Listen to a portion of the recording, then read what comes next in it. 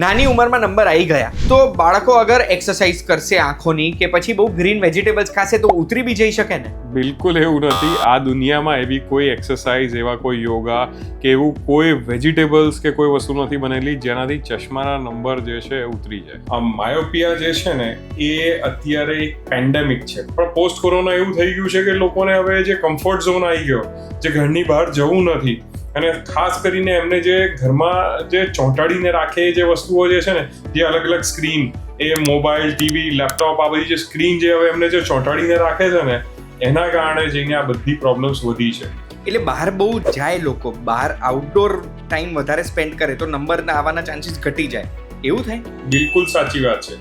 એટલે બાળકો માટે અમે રિકમેન્ડ કરતા હોઈએ છીએ કે એટલીસ્ટ એ લોકોને જે છે ને 1 થી 2 કલાક જે છે એ લોકોને આઉટડોર એક્ટિવિટીઝ કરવી જ જોઈએ. પણ એને કંટ્રોલ કરવા માટેની હવે માયોપિયા કંટ્રોલ થેરાપી આપણી પાસે છે. એટલે ભલે એની હાઇટ બોડી વધી રહી છે, પણ એનો આઈબોલ જે છે એ બહુ ફટાફટ જે છે એ ગ્રોથ ના કરે, એના નંબર જે છે એ બહુ વધારે વધી ના જાય, એના માટે જે સ્પેશિયલ ટીપા આવે છે, એના માટેના સ્પેશિયલ ચશ્મા પણ આવે છે. આ બધી વસ્તુઓથી આપણે એને કંટ્રોલ કરી શકીએ છીએ. આ જે ચશ્માવાળી જે ટેકનોલોજી છે કે જેની અંદર અમે માયોપિયા કંટ્રોલ ક્લાસીસ જે બાળકોને કરી આપીએ છીએ, એ એક વરદાન રૂપ અત્યારે જે છે બાળકો માટે આવી છે.